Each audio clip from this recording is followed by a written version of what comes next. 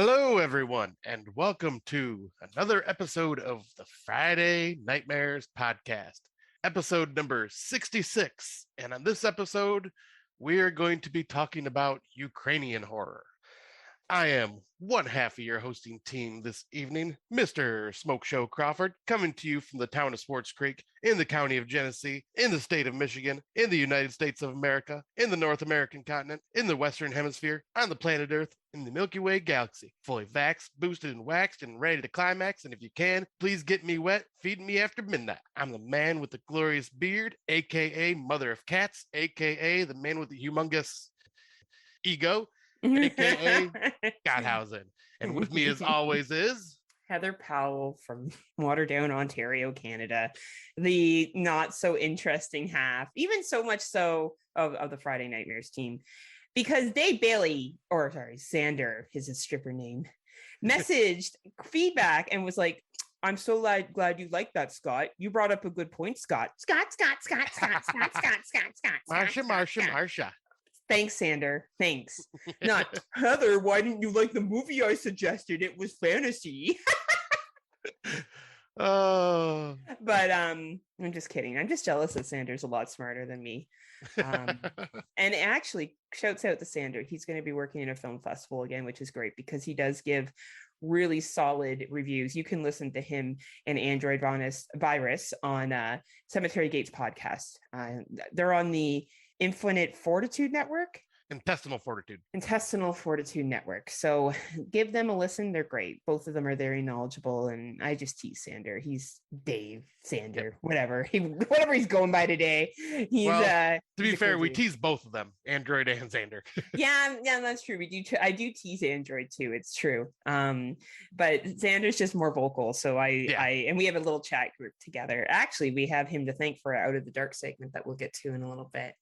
But yeah, so Scotty, do you have something to share with the class? Oh, so apparently being fully vaxxed and boosted didn't officially help me protect myself fully because I did catch COVID. Well, you in 3 years, Scott. Exactly. Almost. And 3 years. I've done a lot of like shit out in public. So I mean, it's bound to happen. I mean, obviously, yeah, when you're vaccinated and you get the booster shot, you're not fully protected against it. There's still a chance of catching it. It's just gonna be a much milder case. And yeah, it was mild for the most part. Like I had like one really rough day, like that I woke up in the middle of the night, like shivering. And I threw in a bathrobe and pajama pants and like covered myself back up and went back to bed, woke up. So we all know that now Scott sleeps naked. Oh, I sleep in my boxers. Aw, see, you got everyone excited on the show. They were naked is for Patreon only. Oh, that's right. You watch Scott sleeping. I sleep spread eagle with no cover. And sometimes with my ass in the air, just for you. Yeah, just as he's waiting, he's like, Phil, Ray, Phil. Phil, where are you, buddy? Hey man, you'd be lucky to get someone like Phil. He's right, fucking smoking hot, dude. I'd be like the golden goose to get right there, honestly. Yeah, no shit. Right? But yeah, woke up like a couple hours later and I ended up like feeling like I was hit by a freaking truck. Like every muscle in my body was sore and I had no idea what the hell was going on. So I just called into work and just said, I'm not coming in because I do not feel right. And my boss, I have the consumption. Yeah, I had the consumption. But my boss is very cool where she's like, if you even feel slightly off, call in. She's like, I don't want you bringing any type of sickness, whether it's COVID, whether it's flu, whether it's cold. She's like, if you're not feeling right, don't come into work. What common sense. Right. And she's like, you guys have sick days. You guys have vacation days. Use them.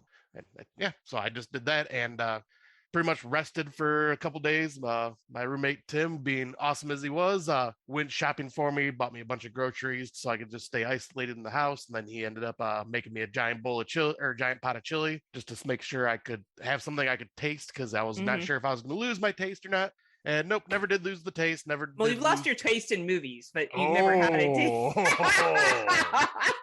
Yeah, never lost my sense of smell or anything like that. And then I just felt off for a couple days, and then it went away. I tested negative and went back to work. And then a couple days later, went to the theater. So I'm back at it again.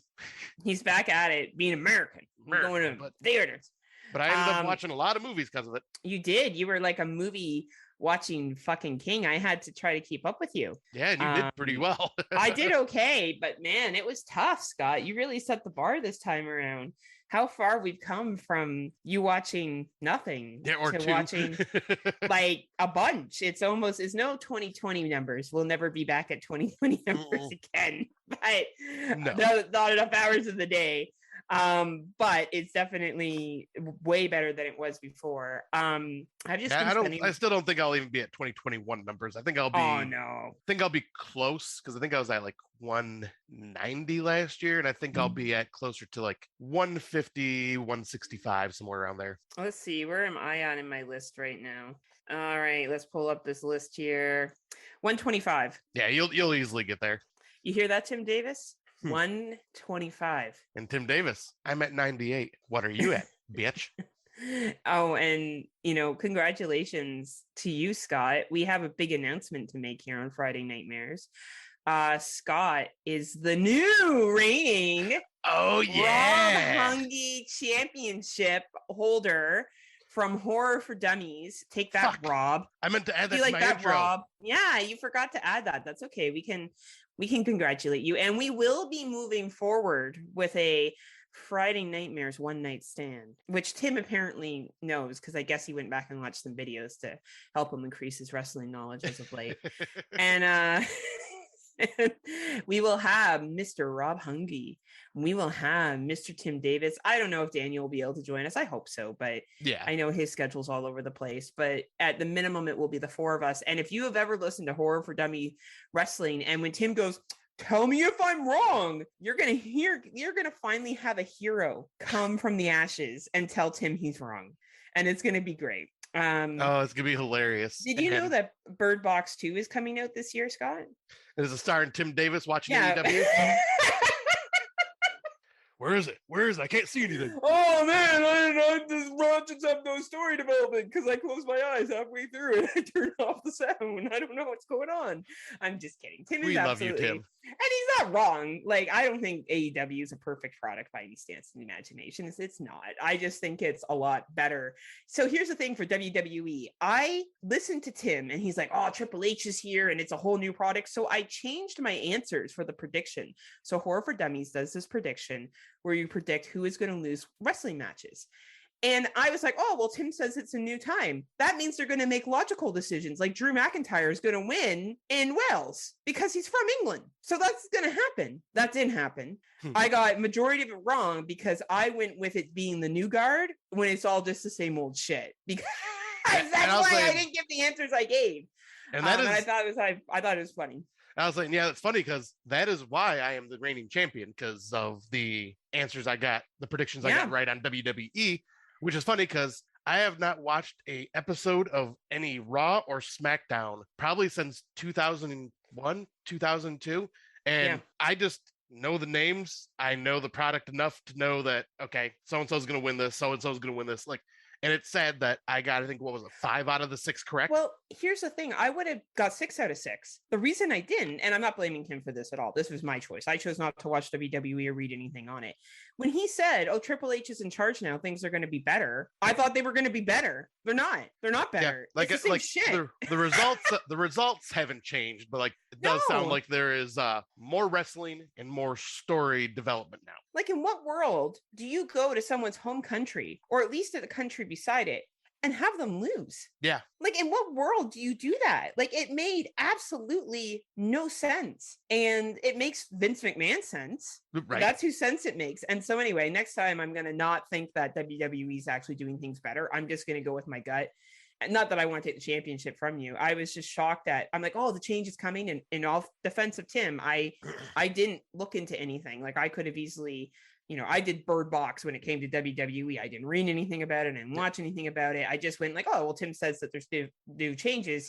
This must be A, B, C, D." And I was really surprised to see that hasn't happened yet.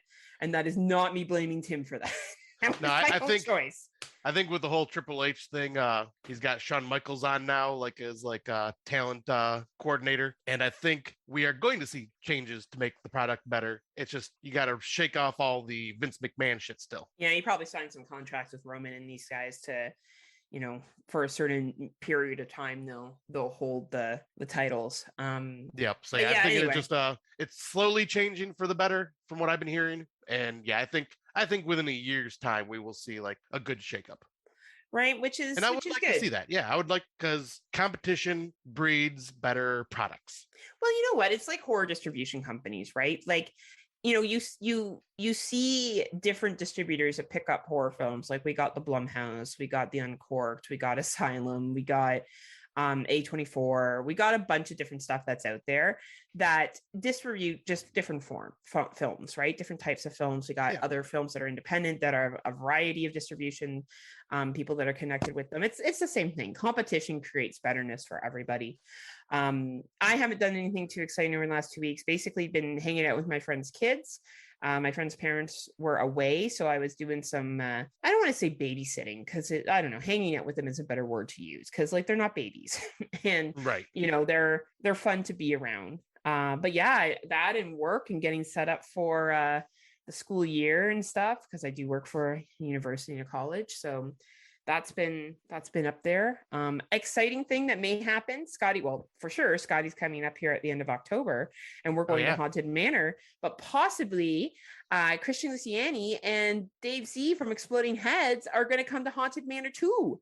And that means that we'll have the Friday Nightmare podcast and the Exploding Heads together going through haunts. That will be I can't awesome. think of anything more fun. And it would be such a pleasure to meet Dave Z in person. Oh, hell yeah, it will. I'll have to bring some weed for him.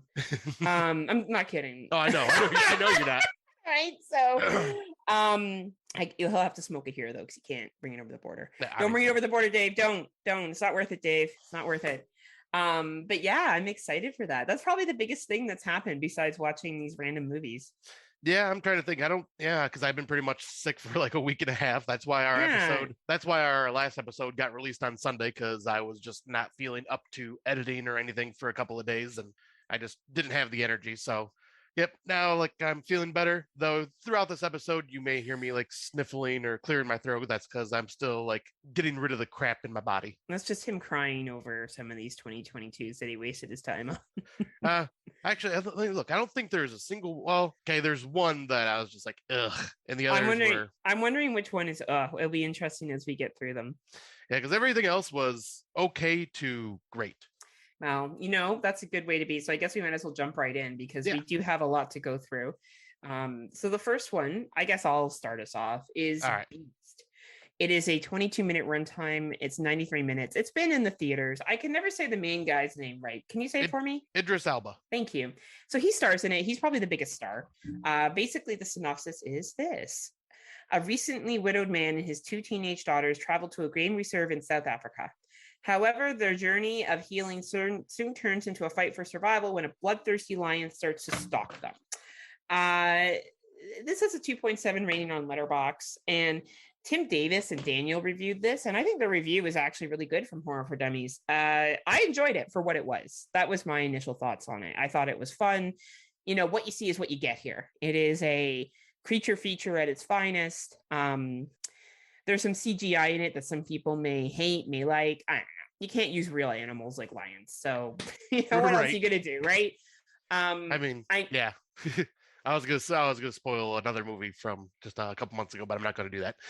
Well, The Ghost in the Darkness is the other lion film that we have reviewed on here, and they used footage of lions, but you actually never really see the lion. I don't think. Well, you do at the end. At the end, but like, you know, here you get lions throughout the entire thing. So, you know, I get it. I thought the actors did a great job of responding to the CGI. I thought they were pretty impressive with that. And yeah, there's some like unbelievable things that happen, but it's a fucking movie. Like, you know?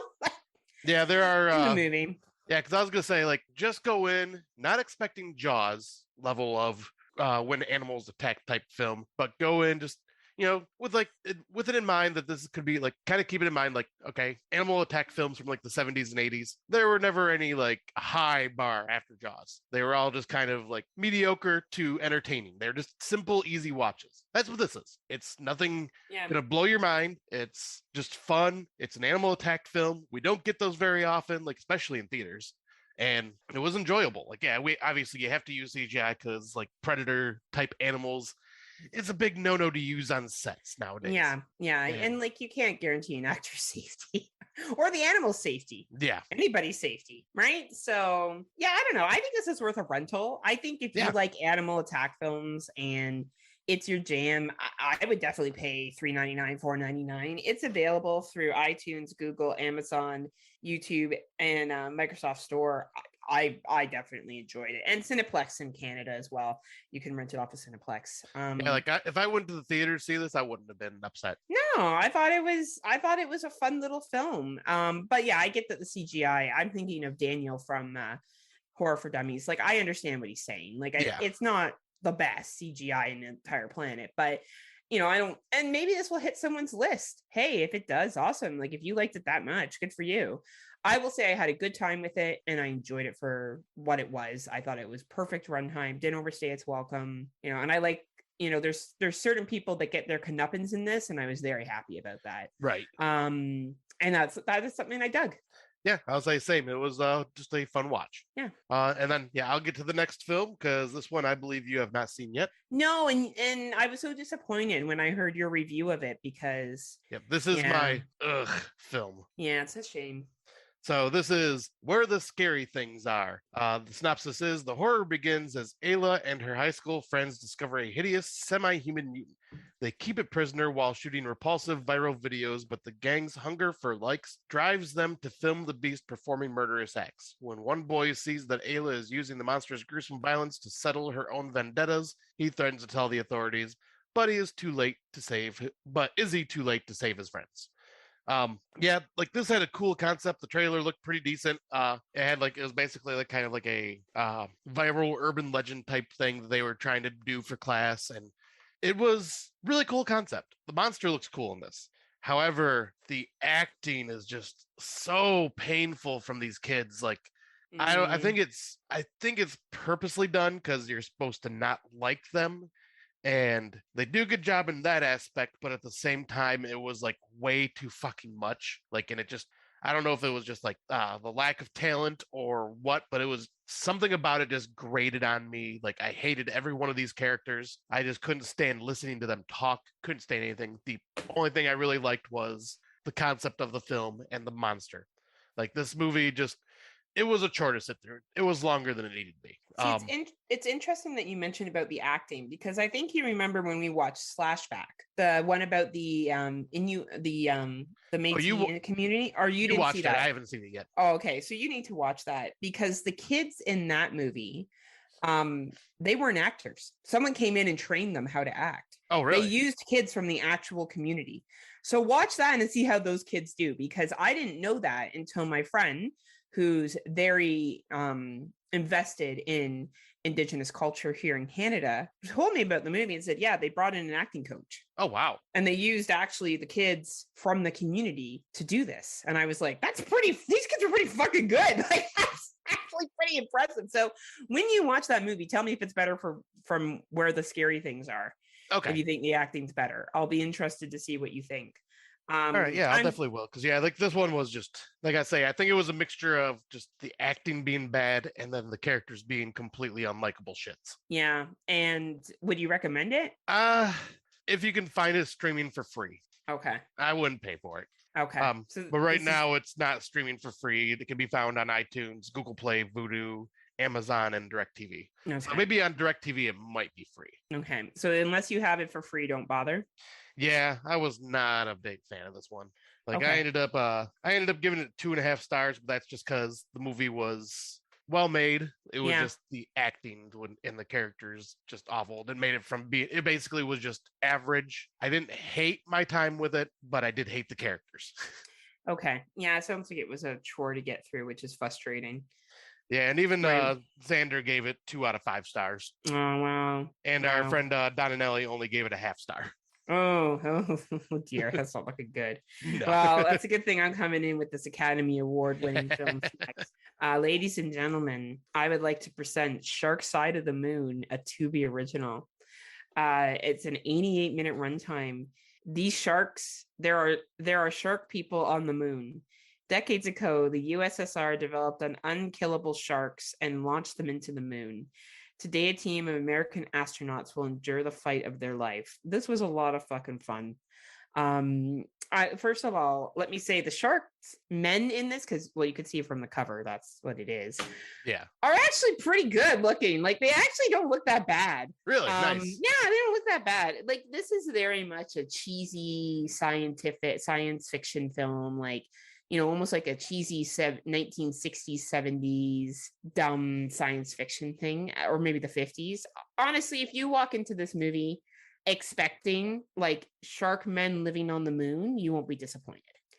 Like, it's free watch on Tubi. If this sounds like something that's up your alley, if you are like, oh, I like the silly and the bizarre, and I know this is going to be a really just dumb movie to sit through and watch, in the sense like it's a dumb concept, but it actually takes itself seriously enough that you can follow along with what's going on. And it's cheesy. Like, I could see Lucas Davison. Did I say his last name right? I think it's Dickinson. Sorry, Lucas. He gave it 5 stars. Oh, and I could it. totally see why. And his review is this. So we're going to just read his review. For pure entertainment value, this is perfect. It's so damn stupid and silly, and all the effects and actions are ridiculous and shitty looking.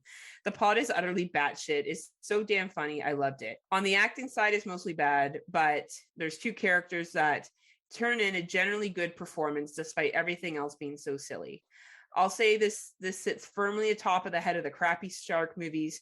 Sci-fi can kiss the ass of Tubi and the Asylum, and I agree. Like, I think that's like the best definition I've heard, a review of this film. It is what it is. It's a free watch on Tubi. If you want to watch some silly man sharks running around, this is the film for you.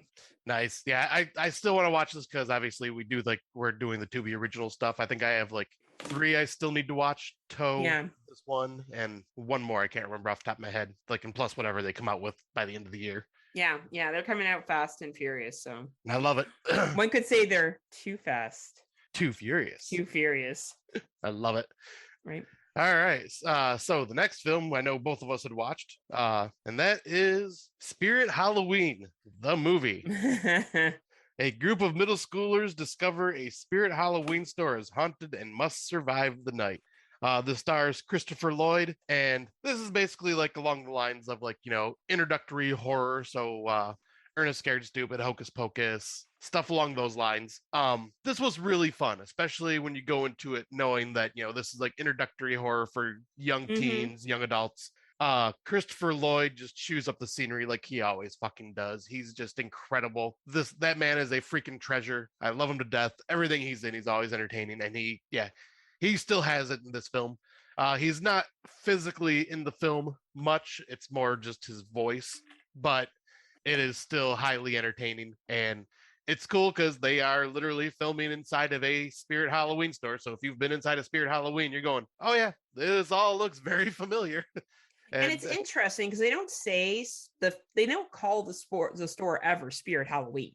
Well, they say the Halloween store. Yeah, they sell Halloween store, and then they show, like, you see the banner for Spirit Halloween. Yeah, like, it's totally, you could tell that obviously Spirit Halloween was involved in the production of this and made money. And it's a great, like, there's one part where they just walk around the store and you can tell it's like a big commercial for Spirit Halloween. Yeah. Which is fine. Like, that's what you would expect. Like, yeah, but it looks like they fun. Yeah, it looks like they avoided showing any of the copyrighted stuff that Spirit Halloween has, like Nightmare on Elm Street stuff, Pennywise, but like their original type spooky Halloween shit's out there. Yeah, like they're like animatronics and like random stuff like that. Like, that was smart. Like, they did a really, really good job of using the Spirit Halloween. And Rachel Lee Cook's in this.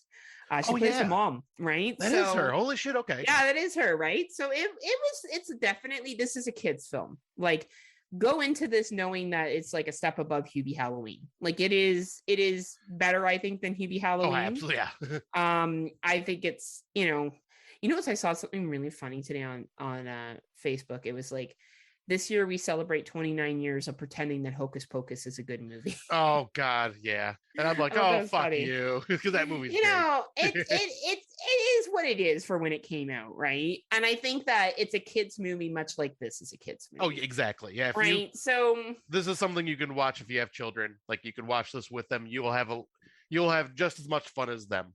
Yeah, like it's an 87-minute runtime, and yeah, it's a little cheesy, and yeah, like it's, I don't know. I would say if you got kids under the age of 12, they'll probably enjoy this. Older than that, they're probably gonna think it's stupid. So, you know your kid, but there's nothing to be concerned about here. There's no like, I don't know, swearing, and there's not a lot of, I don't think there's even any blood. No. Right? Like it's just kind of a ghost story, and it's good. It's good. Yeah. It's a fun little film.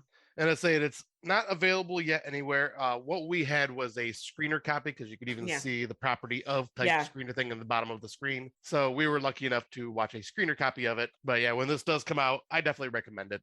Yeah, I think it's a lot of fun. I like, especially if you're having like kids over for a Halloween party, or maybe like you want to throw something on after trick or treating, or lean up to Halloween. Absolutely, I put this movie on. Yeah, like I think it would be great for kids. Yeah, and I was saying it's perfect if you're just wanting to watch a Halloween themed movie. Yeah, it's fluffy, it's fun. It's like, just go into it knowing it's a kid's film, and fuck's sakes, don't complain about it. It's a fucking children's film. Fuck's sakes. Like, it's supposed to be cheesy and like dumb lines and kids doing dumb things. That's what it's supposed to be. This isn't no fucking It. Okay. Right. All right. So anyway, is it my turn to do the next one? Yes, it is. Right.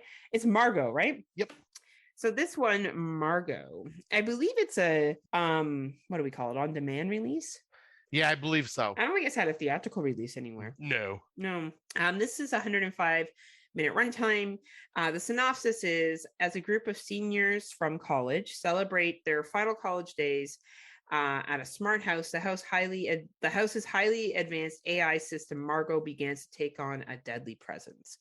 Like you get like, that's not really a spoiler, because to be honest with you, there's an opening scene with one of our favorite guys from Scary Movie. What's his name? Is it Lachlan Moreau? I think that's how I say his name, Lachlan Moreau. I'm looking at it right here. Oh, yeah, Lachlan Monroe. So if you've seen him in other stuff before, you'll recognize him here. And right away, spoiler, it's in the first fucking 2 minutes. The house is, scary. So yeah, very smart, and is in control of everything. Yes. It kind of reminds me of another AI film that came out years ago, where a little slower though, of a film where they created a robot, and she, which one? Ex Machina? No, not Ex Machina. You're thinking the low budget one? No, this one had like money to it. Oh, okay. So then, you're thinking Ex Machina. I was thinking the low budget one that we watched in 2020 with like that one. Oh, that was good too. Yeah, that was good too. I forgot about that one. That was funny. Yeah. Anyway, I forgot all about that one. But yeah, this is a pretty entertaining film. Like, the characters are pretty vapid. Like, you get what you get. It's fairly predictable plot of who all the characters are and what their roles are, but it's cool shit that happens in this house. I don't know. What did you think, Scotty? Oh, I had a blast with this. There is some questionable CGI at points with like these robotic arms that kind of like materialize out of the counters and stuff like that. Because basically, this house is a giant 3D printer, is what Margot tells them. So it can print things, but sometimes the CGI looks off, but it's not horrible and not enough to take you out of the film. But yeah, this was pure, just fun, gory. Especially those first few minutes, I did not expect it to be as gory as it was going to be. It was great. It was great. That first fucking 5 minutes of the movie is fucking excellent. Though I do have some questions of what happened to allow other people to keep coming there. You know what I mean? Yeah. But I guess that, I don't know. Margot must maintain everything, including that's kind of what I'm thinking and too, everything else, right? Yeah. So, but no, this is just a lot of fun. Some unique kills, and I would love to have a smart house like this, minus it being a killer. I thought it was really clever how it plays on like the Google and Alexis thing, because my neighbor has Alexis, and she'll always be like, Alexis, play this. Or it will be like, at my friend Amber and Dave's house, they have Google, and they'll be like, Google, what is this? And then Google gives information, right? Right. It kind of makes me second guess that stuff, Not that I'm like anti-technology, don't get me wrong. I'm fine with being stalked, by the way. It doesn't offend me when I get advertisements that are geared towards what I talked about. As long as the shit I like, stalk me properly. Yeah. That's me. That's my own personal perspective on it. The moment you put your stuff out on the internet, you lose all privacy. Right, exactly. Right. But I thought that was fun. I thought it was smart that they played on this. It's available on iTunes, Google, Amazon, Microsoft Store, YouTube. I think it's worth any rental price. Honestly, it's a fun, gory time. Oh, it absolutely is. Yeah. Right. Great kills. You set that up great kills, entertaining, moves quickly. It's a good film. Yeah, I'll say like this is definitely worth the rental for sure. It almost feels like a Blumhouse film, doesn't it? It kind of does, yeah. Right, but it wasn't. I think it was Paramount. Yeah, I think it was actually. Yeah, I think it Right. was Paramount. So, yeah. Anyway, it was interesting. Yeah. So both an endorsement from Scotty and I. Yep, and we will jump into the next one that I know both of us have also watched. This one is called Tiny Cinema, and it is an anthology movie. A mysterious stranger tells the twisted tale of seemingly unconnected strangers caught in a series of otherworldly events whose lives will change in incredible ways forever. It's an 84-minute runtime, so this is a super easy, fun anthology to watch. Like I found every story in this to be entertaining and some of them fucking hilarious. Oh man, this was great, and Tim Davis will like it a lot. You know why? Have you listened to Horror for Dummies and Tim's love for small people? Yes, for small people, yes. Listen in caution when you listen to that episode of Horror for Dummies. But yeah, the gentleman who tells the story is a little person. Yep. And he actually is a really good host. I want to look up his name. Like, I recognize him. I don't know why, but I recognize him from something. I think it's Austin Lewis. Because I think he's the one that tells the story as it goes, and he's excellent. Like, he's a really good little storyteller, and like, oh my god, I didn't mean it like that. It's a very good storyteller. Oh my god, Heather, that came out so badly. You might as well leave it in though, Scott, so people can see my like complete pause. What I meant was he has a limited part in each story, right? He obviously just introduces it, kind of gives like what the keeper would do towards any story. Is like, it's a small part to introduce, right? He doesn't have a large role in this film, but the role that he does have in it, he starts off the stories really, really well, and I appreciate that. I think it's a good way to blend them together, because sometimes in anthologies, when you don't have that person to blend it together, it doesn't work as well, right? So sometimes you do need a really effective role where they're just piecing it together, and I thought that Austin did that really well. Yeah, because like anthologies either need a good wraparound story or a good narrator to break up the stories. Right. I thought the first story was probably the funniest to me. Like, I don't remember, what was that one? That's What She Said. Oh yeah. Like, it's really, really funny. And I honestly thought that you're right. Like, and the last one at the end with the date at the bar, and then yeah. I also liked the one where the friends are trying to help their other Oh my friend. God, that's super funny. Was there anyone you didn't like? I'm trying to remember. I don't think there was one I didn't dislike. Yeah, like I thought they were all really, really clever, to be honest with you. Yeah, they were all entertaining, and some of them were pretty damn funny. I don't remember disliking any of them. Yeah, I thought they were all really well done, and I recommend this anthology. I think that you will be at a miss if you don't watch this anthology this year. Yeah, I think you may like it more than me, because I had a feeling when I watched this, I'm going, this is totally up Heather's alley. Oh man, it was so funny. Like the comedy, I was like, this is Heather's comedy to a fucking T. Like, right? I knew that, and I was like, I think she's gonna like this more than I did, and I still really liked it. Like, this is the best anthology we've got this year, which is not saying much, obviously, but yeah, it's still like, it is definitely one that if you are a fan of anthologies, check this out. Absolutely, and if you're Tim Davis, check this out so you have more material for your Horror for Dummies show. Yes. It's available on Amazon, iTunes, Google, YouTube, and Microsoft Office. Microsoft Store. I always say Microsoft Office. At least you can watch it on Word. Watch it on Word and PowerPoint. No, It's definitely worth whatever rental you pay for it. $3.99, $4.99, $5.99. Agreed. Definitely worth it. Yeah. Oh wait, did you see this one? Not yet, so I'm curious to hear your thoughts. Okay, a lot of people like this movie, and I didn't. So, What Josiah Saw. It is a 120-minute runtime. It is available on the Shudder. It is basically an anthology kind of wrapped up as a feature-length film. So there's you get to see the story of different family members, and then how it comes down to this big secret that's revealed. I personally found this boring. Okay, because I've heard a lot of good, and I've heard that also, that some people thought it was boring. I found that the payoffs of each story didn't do it for me in terms of the connecting back. I think the acting in this is fucking phenomenal. I think the actors do a great job. It is no criticism to the acting. And I think it's a good movie. It just wasn't my thing. I feel like this is another example of Saint Maud or The Lodge, where a lot of people liked it and I just didn't. Okay. Do you think I would? I have no idea. Okay. You would have to watch it and see. I just couldn't get into it. I found myself picking up my phone. Like, I watched this on like TV downstairs, right, and I was not interested at all. Okay. It was very challenging for me to get through. That doesn't mean it's a bad film. It could mean I wasn't in the right state of mind watching it. I was tired. I have been really busy, so maybe that's it. And the pacing was just not for me. Yet again, everybody's different. Definitely not a poorly made movie though, and definitely not poorly acted. So, props to whoever created this film. I'm not going to sit here and shit on it. I'm just going to say I didn't enjoy it. That doesn't mean other people won't. It is available on all the Shutters. If you have the Shutter. Nice. Yeah, I'll watch this just to see what I think of it at some point. But yeah, we'll jump into the next one, which I know both of us have seen because yeah, you got me to watch it. Yeah.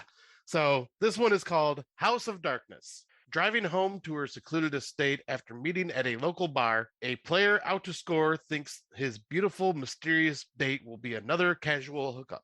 While getting acquainted, their flirtation turns playful, sexy, and sinister. Hoping to get lucky, his luck may have just run out. This stars Justin Long and Kate Bosworth. Holy shit, this was such a wonderful surprise for me. Like, I went in knowing nothing. Like, I didn't watch a trailer, didn't read the synopsis. I was just like, ooh, the cover looks interesting. I'll throw this on.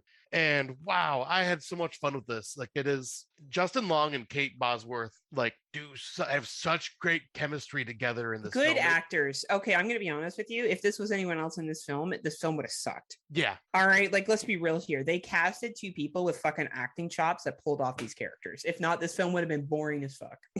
Yeah, because not a lot really happens for like it's a good hour. It's dialogue heavy. And you're basically watching two people who are kind of meeting for the first time and the awkwardness between them. And I think Justin Long, I know he kind of plays one character, but he plays that character well. And he fucking played that character here really well. Yeah, well, I'll say, like, he technically plays two. He plays like the nerdy dork, and then he also plays the fucking asshole. Yeah, I guess you're right. That is true. That's what like he plays, his right? horror characters tend to be his asshole characters, and his comedy characters seem to be the like lovable dork. Oh, except Tusk. Oh my god. Well, that would sit in the horror genre. So like, where it does. No, absolutely. I just I'm one with the walrus. Sorry. But I have to say, like, I actually seen a meme recently saying that is Justin Long this generation's Scream Queen? I'm like, yeah. I mean, he's been in Jeepers Creepers, Drag Me to Hell, House of Darkness, Tusk. Which I'm the only one in the world that likes that fucking movie. Which there sounds like there might be a sequel coming out. Oh man, I hope Justin Long's in that one too. I think he might be too. But fucking walrus costume anyway. But yeah, this movie, I really just dug it because it made me feel uncomfortable and awkward because they are having those weird, awkward conversations where they meet for the first time, and Kate Bosworth is like toying with Justin Long, like with the like questions she's asking. Like she just like kind of like enjoys asking the awkward questions type. Oh yeah, she totally does. And it's I called it though from the moment he showed up what was going on. Oh, it's very. I'll be honest. Like I was like, but the dialogue is mwah. Yeah, I was gonna say that is one thing I will say about this movie is this doesn't break any new ground. It is very paint by numbers. You know what's going on. You know what's gonna happen. But it's just the watching it unfold between these two characters is wonderful. And to me, it actually felt like a full-length Tales from the Crypt episode. Right. Like that is the vibe I got through the entire movie. Like the way it plays out and the way it ends. It all feels just like a Tales from the Crypt episode. And right. Fuck, I loved the shit out of this. I gave it a 9 out of 10 and it's in my top 10 right now. Oh man, I think that it will win possibly some awards for me.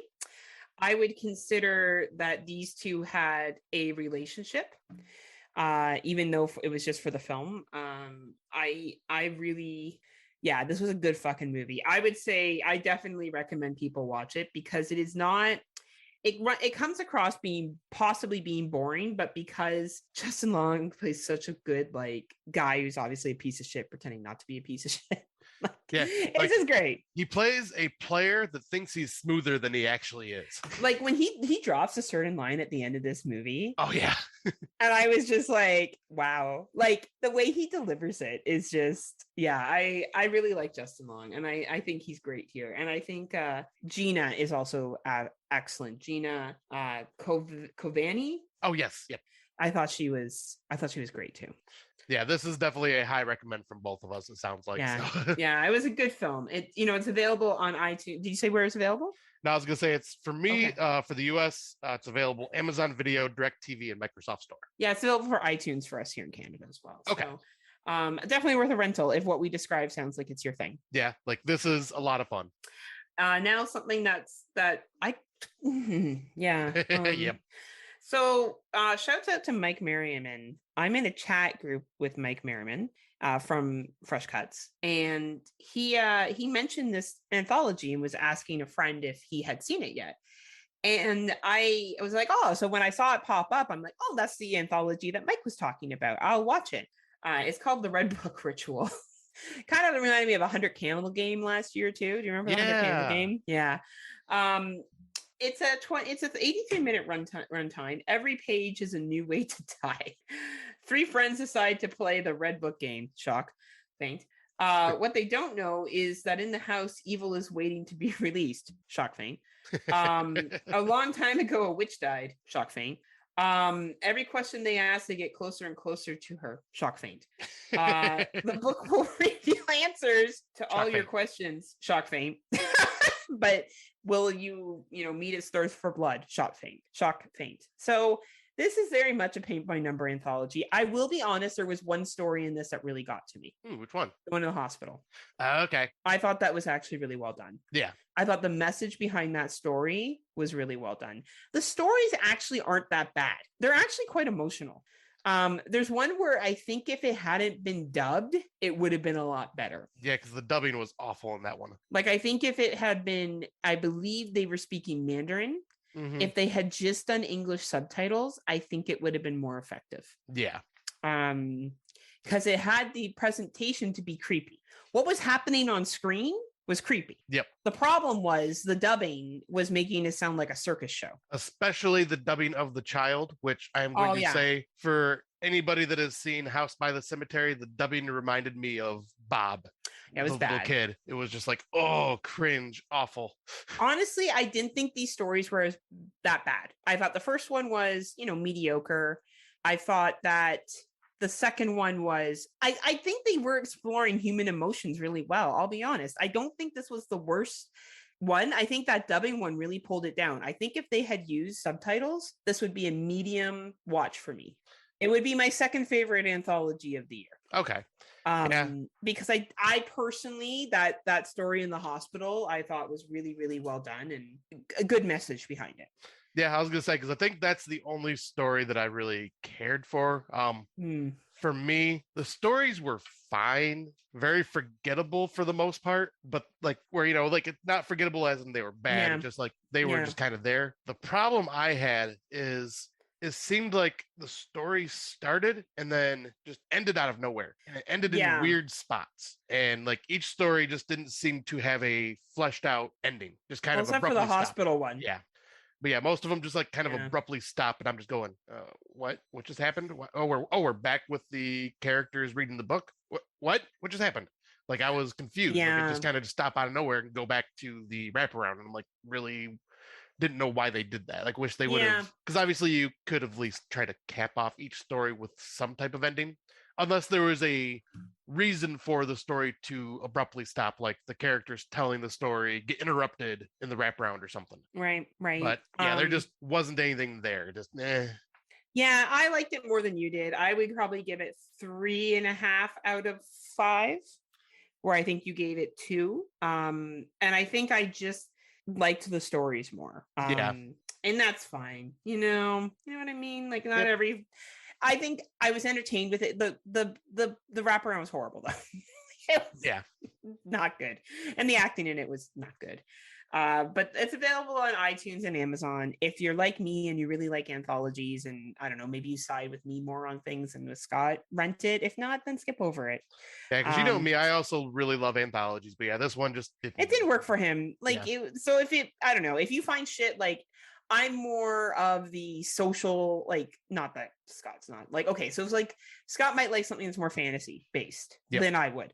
I tend to like social political shit a lot. Like, there's one story particularly that talks about miscarriage, and I kind of got what the other meaning was supposed to be with that, and that, or what I interpreted it as. Maybe that wasn't what they meant it as, and maybe I'm just looking deeper into it than it needs. So that spoke to me. I thought that the first story was really entertaining with the animals that were in it. But yet again, like, different folks, like Scott may watch what Josiah saw and really like it. You know, like it's sometimes we see eye to eye, sometimes we don't. Exactly. I just happen to like this one a little bit more. I wouldn't say it's like the best movie ever. I just enjoyed it a little more thoroughly. Yeah, I'm glad that you did, at least, because like, yeah, because when I seen you were watching it, I'm going, I kind of didn't like that. I didn't give this high praise, so I think she's kind of just going and going, let's see what happens.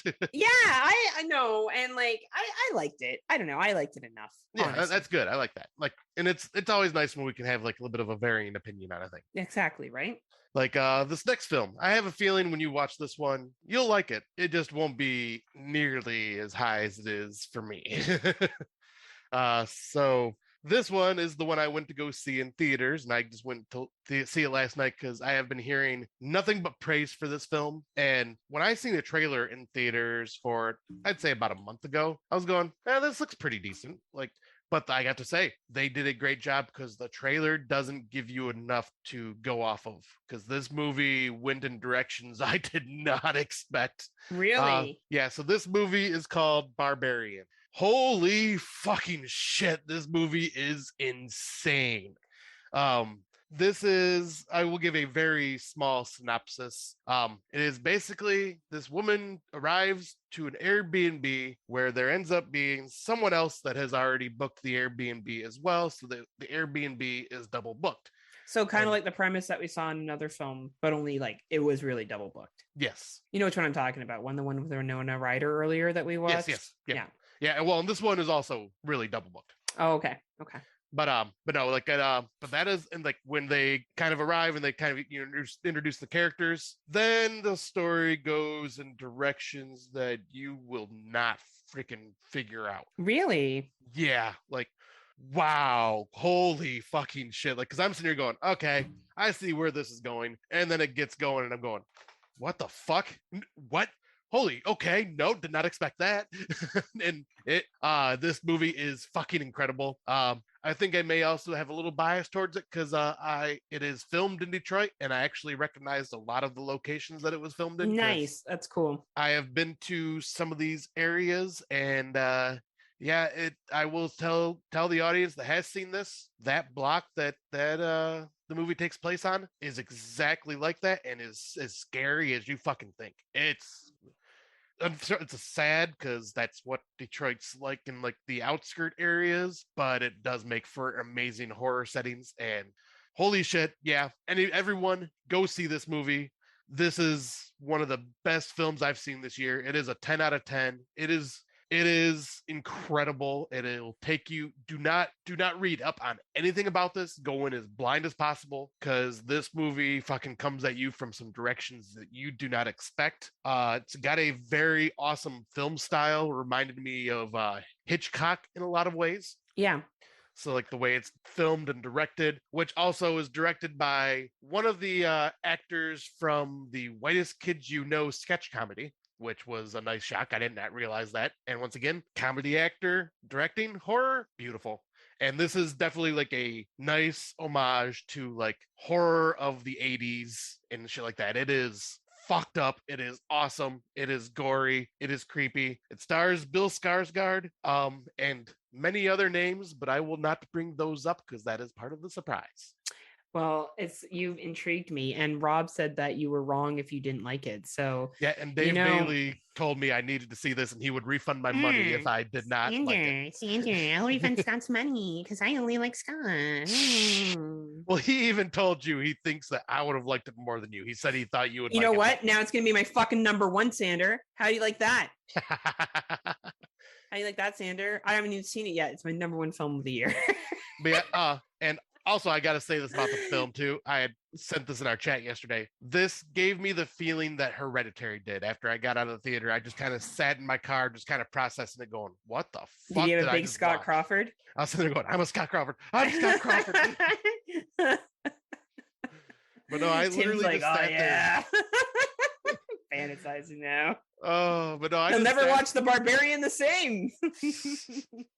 But no, I literally just sat there, just going, "What the fuck did I just see?" Like this is something you would not expect to see on the big screen. I feel the same way when I drive into the States. I mean, that's fair. Like, what the fuck? Oh, right, America. Fuck Buildings on fire, fucking you know, basically a battlefield all times. battlefields. Like it's like 1812 all the time for you guys. Nothing's changed. Yeah. It's just constantly Nothing battlefield. changes.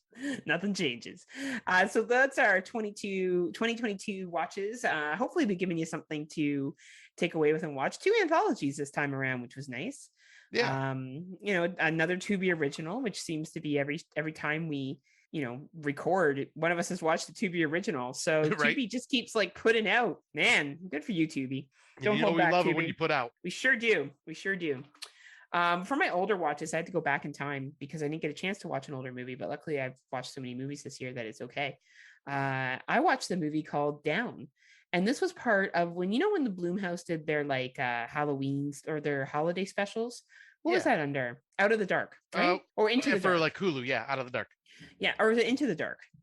Yeah, sorry, Into the Dark. Out of the Dark. Into the Dark. Yeah, Out of the Dark's our segment, right? Yeah, we ripped off fucking Blumhouse. And this is called Down 2019, and it was about 2 people that get stuck in the elevator on Valentine's Day weekend. And the elevator gets jammed and their relationship develops, but things are not as they seem. I actually really liked this movie. I thought it was really good. It was a really good isolation horror of thinking that you know who somebody is and then finding out you have no idea who they are, and then you're fucking stuck with them. And it's a real scary situation that you find yourself put into. And the 2 actors in this play off each other very well. I don't know where the Into the Dark movies can be found. I know our friend has them on their Plex. If they are on Hulu. They're on Hulu. So if you're looking for, maybe something light to watch in the sense that it's it gets to it really quickly. They don't waste a lot of time. It's an easy flowing film. It's a relationship horror kind of mixed with who are these people, what are they doing here, and what's going to happen, then you'll enjoy it. And I recommend it. I think all of the Into the Dark movies have some value to them. Bubblegum horror, easy to digest, easy to watch. This one probably takes itself a little bit more seriously than the other one. So nice. Yeah, I don't remember if I've seen this one. I don't think I have. Like I've seen most of them, but there was a couple I just never got around to. Yeah, I enjoyed it, Scott. If you have some, if you want to throw on something one day, maybe at work that's light and fluffy, this is light and fluffy. Okay, sweet. I will definitely do that then. And yeah, I actually once again brought an older watch, which I'll probably be doing for at least up until Halloween, because this is going to be everyone has their like Halloween movie challenge type thing that they do. This is going to be my Halloween movie challenge. I am our good friend Dave Z from the Exploding Heads podcast. We had been talking about found footage films, and he shared his top 50 like hidden gem found footage or his favorite found footage films. And I copied that list and drug it over to my notebook on my phone and, cleared off the ones that I've seen. And now I am going through, and whatever ones that I can actually find streaming, I am going to watch that I have not seen before. So far, I have watched, I think it was 3. Let me go to my list real quick of the 3 that I've seen. So the 3 I have seen so far is, I've seen 4. Winner's Tape All, The Triangle, The Possession of Michael King, and then the one that I'm going to talk about on this episode. Because the other ones, I enjoyed them. The Possession of Michael King was definitely my favorite of the 3 I mentioned. Really good, creepy. But this one is the one that I really enjoyed, and this is Inner Demons from 2014. And it is, let me bring up the synopsis. It is follows an intervention-style reality show crew that films an episode about a 16-year-old girl, a former A student, who is fighting addiction but may in fact be suffering from something even more destructive, demonic possession. This film was really creepy and also covers addiction in a very realistic way, and like how it affects the family, and like how someone ends up becoming addicted from stuff that may have happened in family history and all that shit. The main girl in this, what is her name? Sorry, I'm trying to look up the name here, and I can't remember the character's name off the top of my head, so it's hard to tell the actress is. But the main actress in this film, she does such an incredible job of like being a 16-year-old that is suffering from a drug addiction problem, but also dealing with something else on top of that. And like she's basically using drugs to kind of keep the other thing at bay. And it is a very good, creepy found footage horror film. Like this is one I definitely recommend. I ended up finding this one on Tubi because Tubi is freaking awesome and has a lot of these like lesser known horror films that are really good. But yeah, check out Inner Demons 2014. This was really I'm gonna good, watch really good it. acting. Yeah, I think you would like this. I'm impressed. I'm really getting back into found footage again, Yeah, it's become my favorite genre of subgenre. which is crazy because you didn't even like it that much Oh, before. I hated found footage back in the day, but like now that I'm Man. actually watching good ones, wow, like this has become one of my favorites. I hear you. And you know what, we have to thank for that, Dave Z. Yes. Dave Z actually watches a lot of films and he's very knowledgeable too. What Yep. is it with being Dave, having a name Dave and being brilliant? Right. And I mean, Dave Z's always championed the found footage subgenre because that is like his favorite. And yeah, I'm glad that I've listened to him, and I'm glad that he shared that list with us because yeah, there's about 30 movies on that list I had not seen, so it gives me a lot to try to find and see if I can find them to watch. And we can't wait to share us with you, Dave. Yeah. Haunted Manor. Bring Junior. Have that threesome on that haunted hayride. It's gonna be the Exploding Heads movie. It's just us trying to combat Junior. Yes. Right? That's all it is. That's the Exploding Heads horror film. Welcome to Heather and Scott take on Junior. I think I'm ready for it. Scott's like gel in his beard. I'm putting my hair gelled back in a ponytail. We got this. We got bottles of water to keep ourselves hydrated. Yeah, hydrated for the journey, for the work that we have to put into it. Be great. So for what's new, I've been listening to a lot of true crime podcasts, and one that's really like piqued my interest is Disappeared. And I've learned a lot about the process of how different states handle the reporting of missing person, and like how your age, I hate to say it, your color, Yep. your race, and other such things and risk factors will result in when people are actually allowed to be like considered missing, and the cops will open a search or not. It's very interesting. I can't tell you how many times I've been listening to the show and I've heard the family members say, well, this person, the cop said this person's an adult, they can go missing if they want to. And they're like, Huh.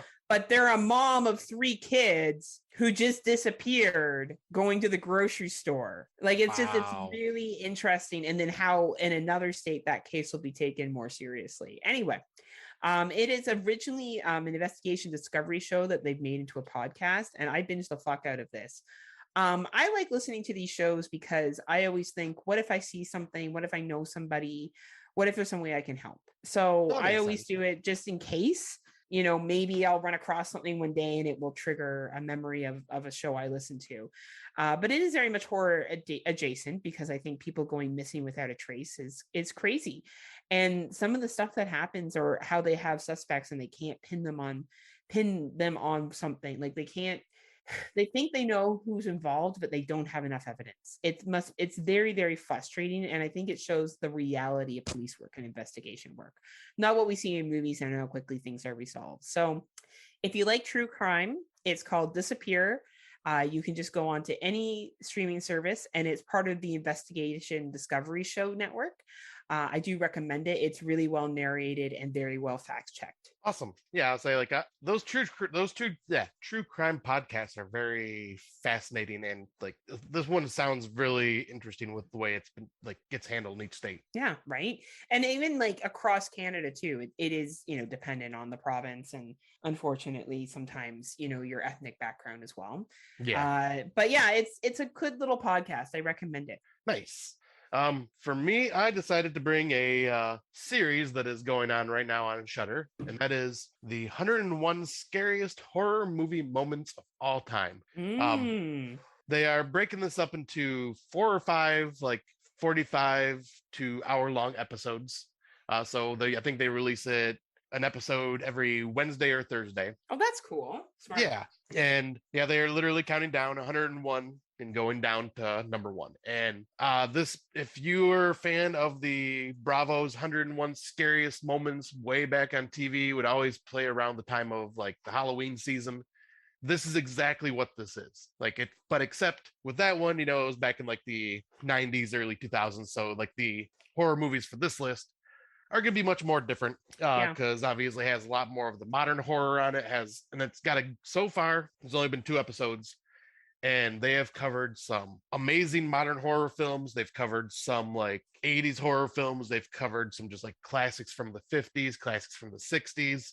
They are covering everything, and they are doing a great job with it. And they are getting interviews from all sorts of different people. They have like film historians. They have makeup effects artists like Greg Nicotero. They have even like directors like Bria Grant is on here talking about like some of the films. Cool. And yeah, they got like even just like actors that I would never expect. Like I think his name's Doyle from Brooklyn Nine-Nine, the sitcom show. Oh yeah. Like he's on here talking about like some of his like the movies that like freaked him out and stuff like that. I'm like, so it's got like a great like great collection of people that are talking about these horror films like in like their different backgrounds. And yeah, they've covered a lot of really cool films so far, and they give each film a good chunk of time too. Awesome. I'm really gonna have to check this out. I think you would dig it, and it'll introduce you to some films that you may have not heard of or have not seen before. I bet it will. I'm glad to hear that, because we've seen a lot of films, so it's sometimes hard now.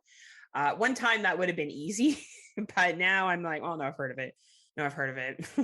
Yeah, I've seen it, or at least I know who it is. Yeah, I've seen it. Right. So definitely, I think that I'm always open to learn and hear about new films for sure. That's cool. Yeah, very good. Highly recommend it, especially like anybody that's a fan of the horror and just loves these countdown type shows. This one, Shudder brings it back, and it's freaking awesome. They're bringing sexy back. Those other Shudders don't know how to act. All right. Well, this has been fun. We got some really cool podcasts. Well, a podcast and a show on Shudder. Talked about some older watches and some good 2022s. I guess now the only thing left is to talk about some Ukrainian horror. Yes. Which I will just kind of give a disclaimer now that this was harder to find these movies. Oh my God, was it fucking hard? Like the Ukraine has a lot of horror films. They are just not very accessible to us. No. So we only ended up covering 3 films for this category, and technically each of us are only covering 2 because one of the films Heather could not find, and so she decided to cover something different. Yeah, and we just decided to do things a little different with this episode because it was a struggle, unfortunately. But that's okay. We did our best and we managed to get a couple, so that's better than none. Yep. So we'll definitely come back, and after these messages, we'll be right back. Did you ever see a film at such a young age it left you traumatized with cinematic wounds? Necrophilia. It's a dead issue, man. Don't push it. Cinema Psyops is a weekly podcast documenting an ongoing experiment on the mind of an unwilling test subject. No one should have to watch this movie. Oh, no one should have to watch this? No one should have to watch this movie. Surprisingly, it's not a topic that a lot of people really want to tackle. I'm shocked, prudes. I know, really. Right? It's the next sexual frontier that no one wants to explore. I am, in the most sincerest of senses, disappointed in you. It takes a powerful goddess like Connie, jam her arm down the monster's throat and kill it. Oh, I'm still tripping out over that. Even as a kid, I was like, I gotta find a girl like that. Every week I get a new look of disappointment that I never thought I could get out of it. Unimaginable. At 12 years old, you should not be watching this movie. Obviously. At 13, you should not be. 14, you shouldn't be. I'm not entirely sure even 17-year-olds should be watching this. Just because you're offended by something doesn't mean that you have the right to demand that it doesn't exist. Watching this film again, I had all of this like little nerd glee with everything that kept little popping history up. all popping up absolutely. at you. So I totally loved this film. Hey, I know why you couldn't see that. It's because your brain's warped watching this shit at 12 years old. Yeah, this is a rough movie. I told you ahead of time when we were getting ready to do it that it was. How be a did you rough watch one. this shit at 12? Because physical wounds heal, cinematic ones don't. Listen to Cinema Psyops. Welcome back. Today, we are going to be talking about, well, with what we could access, Ukrainian horror. Weirdly enough, the two films I watched were in English with Ukrainian spoken in it. Yep. Which I think it's the same language, though, you said. People in Russian Ukraine speak the same language? They share the language. There are some dialect differences, I believe. Okay. And like some words may mean something else in Ukraine compared to Russian. Fair enough. Yeah, I didn't know that. I thought that was really interesting. But we'll talk about the one that we both were able to access is the first one. So we can at least talk about that one. We'll do similarly what we did before, which is where Scott will introduce the film. I'll give my thoughts. Scott will give his thoughts, and we'll talk about whether we recommend it or not. So I'll let Scott lead us in. All right. So yeah, the first film we are going to be talking about can be found on Tubi, and it is called Ghoul, released February 26th, 2015. While researching a cannibalism epidemic in the Ukraine, 3 Americans come face to face with the evil spirit of the region's most violent serial killer and cannibal. So my thoughts on this, like, I believe that this is actually based off of a real life Ukrainian serial killer. Like that was that like did cannibalize people, women, children, didn't matter. But yeah, this is a found footage horror film. And yeah, I really enjoyed this one. I agree. Yeah. Like it was very well acted. It definitely it was all shot in Ukraine. Just had some American actors with, like you said, Ukrainian speaking characters that were like from the area. Because like this film crew just kind of goes out and like starts doing interviews, and like they get someone that can translate for them, and the one that like deals with like the witchcraft and folklore of the area. And yeah, like I found this to be really creepy. I really liked all the characters. Like I love the tension that is built up in this. I love the backstory and lore of this because it turns out to be like a supernatural horror film, like most found footage films tend to be, for the most part. And this one is done very well. It's got some very creepy moments. And I really liked that there was like the true history of the serial killer implemented into this. Yeah, I actually used to work with a lady who was from Ukraine and very superstitious. She was a very superstitious person. She believed in like the evil eye, a lot of witchcraft stuff. So I thought that played out really well in this film. I thought it really did reflect Ukrainian folklore and culture very, very well. And of course, there's always the trope of these Americans coming in that don't believe it and they just think it's hogwash. And I don't know if it was Americans or any kind of outsiders. You could even say Westerners, Westerners coming in and being like, oh, you're just part of a simple little village. You don't know. Even the translator seemed unsure and was kind of just doing her job. Like, yeah, sure, lady. Okay. Yeah. And then you realize that it was very accurate to evil spirits being there and being invoked. And I thought it wasn't over sensationalized with the possessions. The possessions were very realistic. Right. The way they summoned the demons was very realistic. A very solid found footage film. I'm sad we missed out on this one in 2015, or I missed out on this one in 2015. I think that's a real shame, to be honest. I think it's really fucking good. I think more people should watch it. Yeah, I think this one was just overlooked because it's probably didn't get a wide push because of being like Ukrainian, like because a lot of these films probably don't get a lot of that attention because they are from a smaller country that is like a newer country that is like now producing films, like, and this may have just been overlooked, or just may not have had a way. People may not have had a way of accessing it till Tubi came out. Right. Right. And yeah, like this one is one found footage film that I believe needs to be seen because it is really good. It's really creepy, and yeah, like the folklore and it's really good. I do love the possession of this because the possession comes in like it's the voice of the serial killer, and the way he speaks like through these other people is creepy as fuck. There are some moments where like one person is possessed while having sex with another person, and they scratch them, and it makes them easily to be possessed themselves, and they don't remember any of it. Person is that. masturbating, I believe. Yeah, and then there's another one where the woman's masturbating and she has no recollection of it. Yeah, like it sounds like me from last night. Only Were you possessed by a demon? No, I was possessed by rosé wine. That's what I was fucking possessed by last night.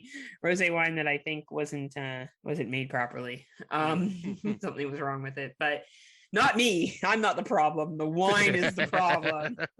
Just like I'm not the reason I eat people. The demon's the reason I eat people. But this film, for me, it was a folklore. I always do enjoy when you take a country's folklore and you treat it with respect. And I think this film treated Ukrainian culture with respect. You start off thinking, and even then they don't paint them as like simpletons for believing what they believe. They're just like, oh, they're crazy, she's bipolar. They're trying to find out all the westernized reasons that we would say, someone who believes they're a witch and all this other stuff, right? Yep. And I think the reason being is because the filmmakers and everyone that actually was involved with making this film is Ukrainian. Yes, absolutely. Like I didn't think that they were disrespectful at all. I thought that they were, and as I said, knowing someone quite well who grew up in Ukraine and was very superstitious, this is very reflective of some people from Ukraine's culture. Yeah. And who are we to say they're wrong? Who are we as Westerners to walk in and be like, no, that's not a thing. Right. Like, like witchcraft and stuff like that is still like, I know we have witchcraft here in Western culture, but it's still very much something that's seen as like, he, witches, he, funny. Ooh, hocus pocus. Ooh, the witches. Ooh. Or Satanism. Yeah. Like it's seen as a joke. And I don't mean that as any disrespect to any Wiccans that are out there. I think it's a serious religion, but I think in Western society, people use it as comical. It's a costume. Some people believe, but I would say the mass population, well, Christianity still very much because white people are the loudest.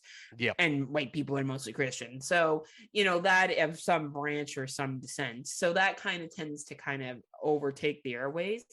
But I do think in other countries where they believe in Wiccan and witches and stuff, I think this is a really nice modern day representation of what a modern day witch is. Yes. You know what I mean? I think it kind of gives you a good little sneak peek on that. And even though we didn't have many Ukrainian films, this one was better than sometimes us watching for like half-ass films. Right, exactly. Like this was like a legit good movie. It was, and I think it handled the folklore stuff really, really well. Yep, I completely agree. Like this is worth a watch, especially if you're a fan of found footage. Check this out. Right. I guess I'll talk about the next one. I'll just bring it in. Let It Snow, released September 22nd, 2020. A snowboarder battles the elements and a masked snowmobile rider who's out for blood. Scott and I watched this last year. Scott doesn't remember anything about it. Yeah, I'll say I vaguely remember like just the chase scenes of like the guy on the snowmobile. Like I don't remember much else. So this movie was one of the few movies we found that were considered Ukrainian and also accessible to us. I chose to watch this one because that's what I could get my hands on. So this movie is very much a slasher film, and it takes place using the whole revenge plot line. Think Red Dot, only a little bit different.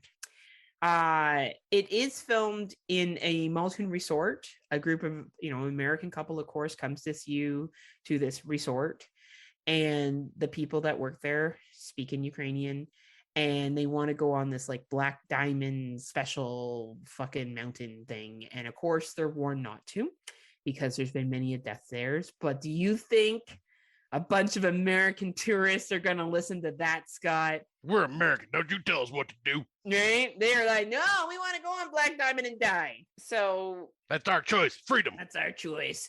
So, of course, there's this awkward interaction between the hotel staff clerk who, dark jet black hair, piercing eyes, kind of looks like a vampire, and is like, hey, don't go. And they're like, no, we're going to go. And they go.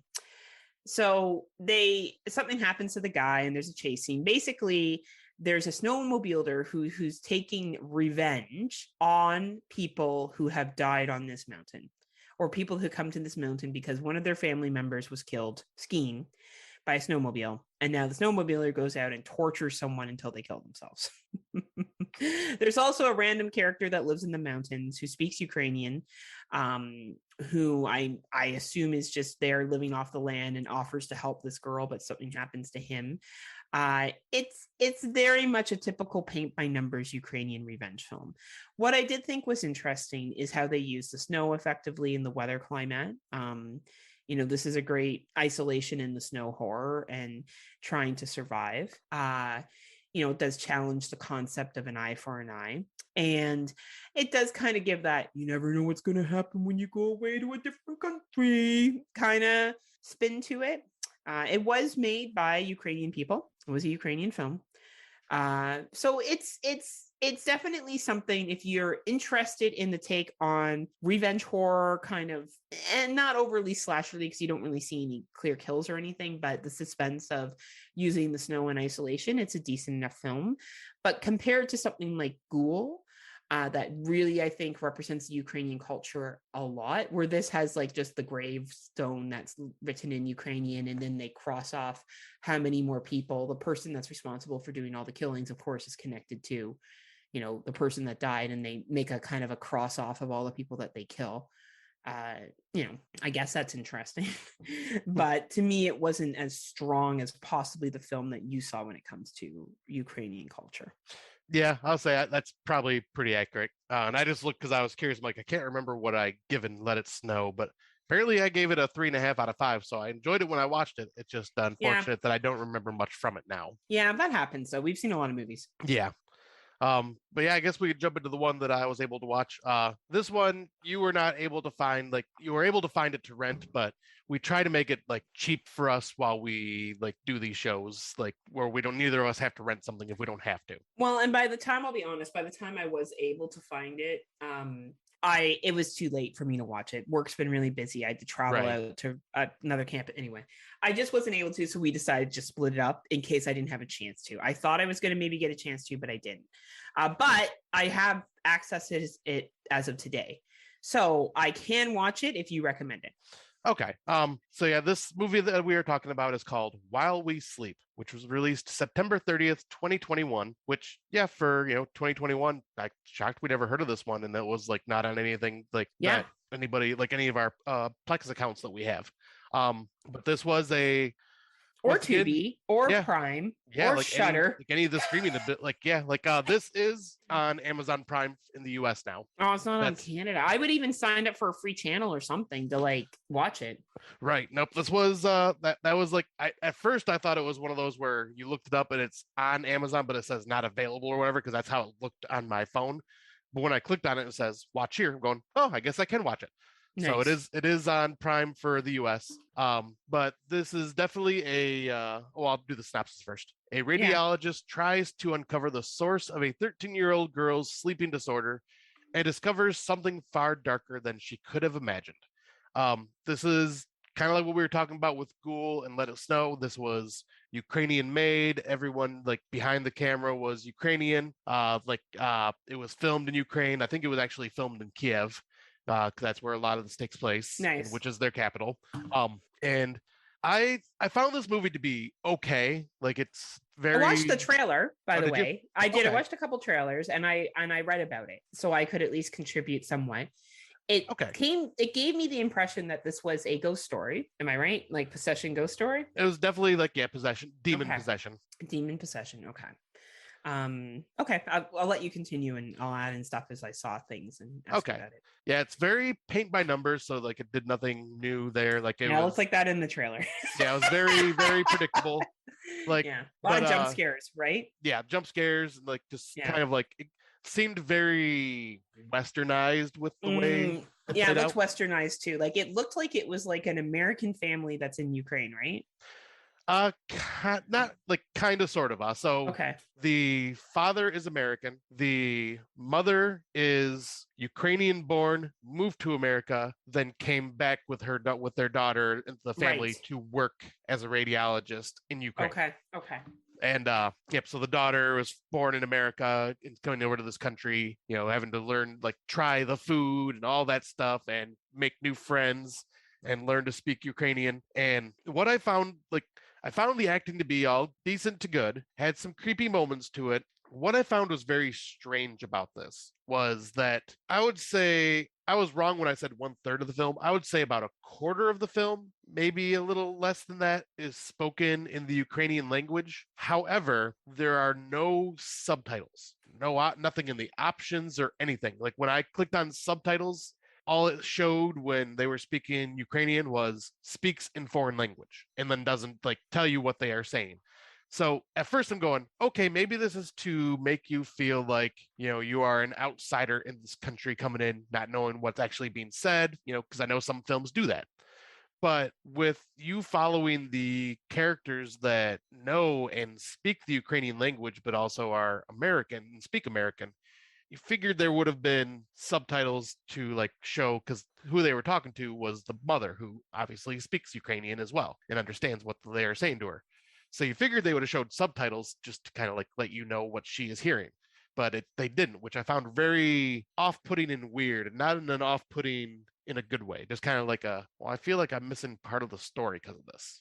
But all in all, this movie was not bad. Like, it very paint by numbers, very generic. Not a horrible watch. I'd say it was like a 3 out of 5, like, above average. And just I did find it fascinating that it was like the family part of it was from Ukraine they come back to Ukraine. And I find that it's interesting that so far, like at least with the films that we've covered, like that is their major English speaking roles with a bit of Ukraine. So it makes me almost think like the Ukrainian people that make these films kind of look up to the Western style of filmmaking. So they make it more English based. I don't know, but like it's very fascinating that they do that. But yeah, this one is, if you are a fan of like the demonic possessions, this isn't anything new, but this isn't anything bad either. It's just just paint by numbers, easy to watch, and being something that, from Ukraine, I'd say give it a watch. I mean, it's different. It's not different, but it's like unique that it's a Ukrainian film kind of taking on the westernization of demonic possession and the way filming is done. Because yeah, it has like a lot of the loud music jump scares and stuff like that, where a lot of like the foreign films that we watch don't use those music cues to scare you. So it's kind of interesting that they've almost kind of adapted our style of filmmaking, if you know what I'm saying. Yeah, I could tell that from the trailer. Like it looked very much like, it's funny. Recently I saw Shutter 2008 and I saw the original Shutter 2004. First of all, the original Shutter 2004 is in Thailand. The American remake is when they're in Japan, and which not the same country. No. But anyway, I felt like that was the same thing there too. When I watched the trailer for this and I read about it, I was like, oh man, like this looks like a Ukraine film that's trying to capture an American audience, but include the Ukraine language and some cultural stuff. But at the same time, making it there, because you can tell in the trailer that it's full of jump scares. It's like when you watch a Conjuring movie. Yeah. And like, the whole thing's going to be like, like it totally looked like that. So, and I get it. Like, I get it. Probably like check, like getting to an American audience is what you want to do, right? Like that's where you want to connect. I'm not faulting Ukraine for doing that at all. I just think that it's a shame that we couldn't get access to the really good stuff that probably is a lot better. And maybe we just have to dig for it. Like, I mean, even renting, like there was stuff I couldn't even rent. Yeah, like I had like zero access to these films. Right. Like it wasn't like, I know we talked about us not getting while we slept. on YouTube. But it was also because that was like an 18th choice compared to like all the other films that looked better. Yeah. And unfortunately, we didn't even have access to those. So hopefully one day we do. Maybe some of them will get dropped to the Shuddy. But I think Ghoul, which we happened to both watch together, was the strongest, and that's free on Tubi. So I think that if you want to see some really great Ukrainian folk horror and a really respectful reflection of the Ukrainian culture, and they did have a famine, you know, like that country has continued to go through fucking hell. Let's not forget, not to get too political here, the war in Ukraine is still happening. Oh yeah. And it And just news has just basically stopped covering it because it's not new anymore. It's not new and it's still happening. And of course, you know, Scott and I covered Russia as well, because we also understand that people of Russia are not responsible for what's happening in the Ukraine. And we still want to give support to filmmakers and people from that country because they are not the ones that are making the decision to do that. So this was just meant us doing these 2 episodes back and forth to show respect, support for both countries. And hopefully, hopefully things there. Hopefully Russia hopefully Putin stops being an asshole and trying to invade Ukraine, and Ukraine can get back to functioning and like a country that's not in the state of war, and can hopefully come out with some more movies that we can get access to and other forms of art, and their people get back to a normal functioning. Yeah, because it's unfortunately with everything that's gone on, they have been pushed back decades because now they're gonna have to, if like everything kind of freaking settles down, whenever that happens, they're going to have to rebuild a lot and just kind of like build themselves as a society, which is sad. Lady I work out with at the gym was telling me that they hosted a Ukraine family that came here, and we let into Canada because we're obviously sponsorship, bringing people over from Ukraine who we can, and restarting their lives with their daughter. And they got an apartment, so they stayed with them for a couple months, got used to the area, began to strengthen their English.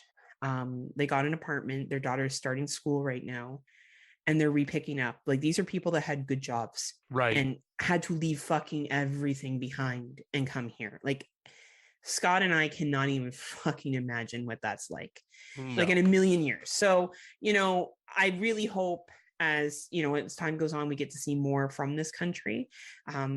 Because I do think that Ghoul is a great example of what they can do, and I hope to get other stuff. And, you know, it's so cheesy when people say pray for Ukraine. I don't think that, but like, let's be grateful and not forget that that's still happening there, and support however you feel comfortable wherever you can. Yes, agreed. Right. So anyway, I guess we'll move to our Out of the Dark segment. Now, this was introduced by Dave Bailey. Sorry. And he suggested it to us in a chat. Yeah, and I thought it was a very interesting topic. So yeah, I'll jump into that. So he asked us the question, and he said, you know, feel free to use this as an Out of the Dark discussion if you want. But he goes, do we consider saying didn't see that coming, or there is a twist in this movie, to be a spoiler for the film? Which, yeah, it brings up an interesting topic, because I think to some people, they want to go in as blind as absolutely freaking possible. And I see where he's bringing this up, because, yeah, if you say, well, I didn't see that coming, or I didn't expect this twist, it will give the impression for someone that's watching this to look out for said twist or something like that. So I can see it being brought up as kind of a spoiler in a way. I guess it just all really depends on the person and what they consider a spoiler. Yeah, I think that it works 2 ways, right? If I say I didn't see it, if I'm like, okay, let's say you've never heard of the movie Us, okay? Or you've just seen like Jordan Peele with the trailer and the scissors, and I'm like, man, Us, what a great film. Man, there were twists in that I didn't see coming. I don't think that's a spoiler at all, because I haven't given anything away about the film. I haven't really said anything if I'm going to say, man, the new Orphan movie, man, what a twist in that film. Well, if you've seen the original Orphan, which is most people have, you know that what the twist is. So if I'm saying there's a new twist, I guess you could, to me, that's not a spoiler. I guess what a spoiler would be, and I do this by, just to be clear, I'll say, oh, the movie went this way, this and this happened, and then there's a twist. We do that a lot in the movies that we cover, especially in our categories. I'll say especially in our what we watched, because we're trying to be vague. Yeah. Right. So I definitely have given spoilers in what we've watched, in that sense. But like, I don't, if someone says to me there's a twist, I don't spend the whole movie going, is that the twist? Is that the twist? Is that the twist? Is that the twist? Is that the twist? Like, I don't. I'm like, okay, I know something's going to be happening here. I wonder what it's going to be. Yeah. Like to me, it just makes me want to watch it more. Right. I was gonna say, for me, it does. I don't consider it a spoiler because, yeah, like it makes me pay more attention to the film. Yeah. I guess you would say, because it's like an example, Fall, when you talked about Fall and said, I did not expect that twist. Yeah. Yeah. So when I was watching, I'm going, okay, well, if that's the twist, how did Heather not catch that? Like, it made me start questioning, but then I was like, oh, gotcha. Okay. Like, so it does change like your thoughts a little bit, because in movie Fall, I would not have expected a twist. What happened? No, you think it's going to be pretty straightforward, right? Yeah.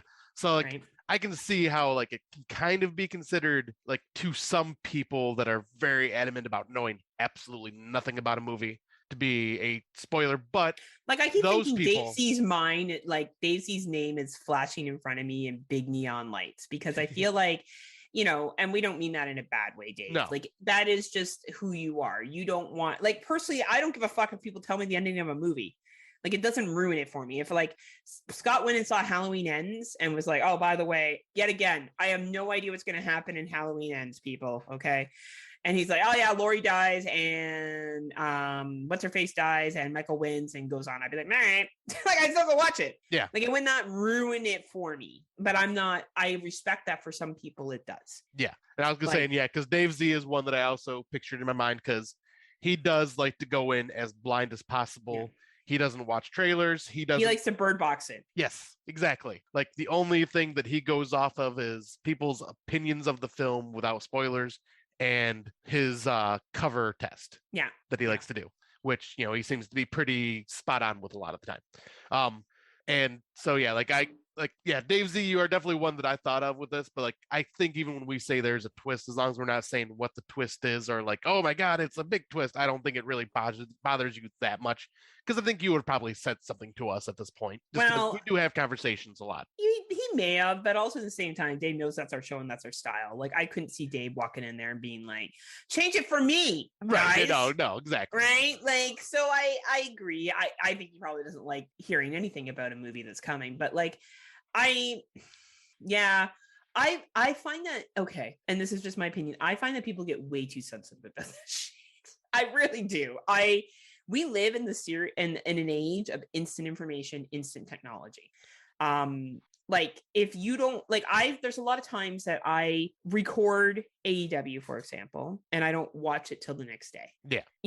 If I went on Instagram, I could see the results. And if I choose to go on Instagram and I choose to read what AEW has, then I am kind of walking into that spoiler zone. Why should I think that people shouldn't talk about movies just because I haven't seen it?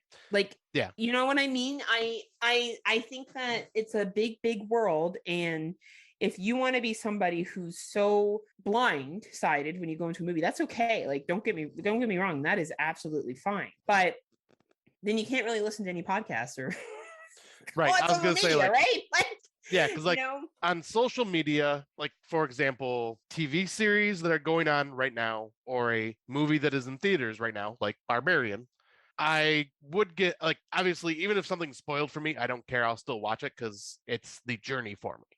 Yeah. But I can get why people would be upset, like, when they see, like, because I even get annoyed by it when I see someone talk, like, say someone started talking about Barbarian and completely just like talked about everything about that film, like, right out in the open, and be like, come on, dude. Like, this is still fresh in theaters. At least wait, like, at least put, hey, spoilers in the comments, or if you want to talk, if you've seen this film and you want to talk about it, please message me. That's just because I want to be respectful, because that's how I do it. Like, oh my God, I just watched this, I want to talk about it. If anybody that's seen this wants to talk about it, message me, please. That's just how I am. Yeah, I get what you're saying, Scott. I like the idea of putting spoiler, but I really don't think someone should have to limit themselves. I really don't. Like, we got people fucking spouting off about way worse shit on the internet that people should be upset about. Yeah, that's true. I mean, this is just like first world problems for sure. Right, absolutely. And I'm not trying to compare the two, but I just look at it like, I agree. I think if you're going to put spoilers, I think you should warn people. I think you should say something like spoilers in this post. Absolutely. Yeah. But I think it's great that you're so considerate. Like, honestly, I think that's a great trait of yours, and I'm not criticizing it at all. But I don't go on the internet and get upset if I don't fucking care. Like, I'll be honest, I don't fucking care. Like, if when Game of Thrones was first airing and all that stuff, like it was going episode by episode each week, and I just so happened to get online and I didn't get a chance to watch the episode yet, and someone spoils it, I'd be like, oh well. I wouldn't like comment, thanks for spoiling it, asshole, or anything like that. I wouldn't throw a fit about it. I'd just be like, well, that's my own damn fault. Should have known better. Right. And like, here's the thing, and I understand I understand like us as podcasters, and I thought about what Dave said, and I don't think he was criticizing us by any stance. Yeah. But I thought about it. I thought, maybe I should try when we do our new watches to not talk about the movie and then go, oh, and there's a twist. So I'm giving too much information away, right? So like if I was talking about Get Out, and most people have seen Get Out, so I feel pretty comfortable spoiling that fucking movie. If you haven't seen Get Out, like, I don't know, go watch it. So if I was talking about Good Out on our like what's new section or what we've been watching, I was like, oh man, it's really great. Like this interracial couple goes to her parents' place, and there's this really subtle racism that they're doing, and you're not really sure what's going on. And you think she's in support of him, but then there's a twist. Yeah, that is kind of giving a lot away, right? Like, yeah, I've already set up the first half of the fucking movie. Right? Like, and indicated that we thought she's supportive, and then I said there's a twist. Yeah. Right. So like I get how that would be a spoiler, but if I was being like, oh man, there's this great movie about an interracial couple, and the perceptions that they get about their relationship, and there's a twist. Yeah, that's I don't think that's a spoiler. I think that's very much me just being like, this movie is twists and turns. So it's a really interesting topic. I personally will try to not give too much away. I'll try to keep some of my goods into myself. That's why I talked like I did about Barbarian, because that one is one of those where it's like knowing less about that film will make it even more interesting for you to go see in theater.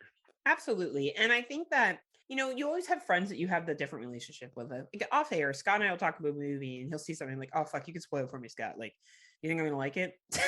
Yeah, I was gonna say, like, you know me, I always ask first, like, do you mind if I spoil it? I don't care. Most of the time, I don't give a shit. Right. Especially like really dumb shit.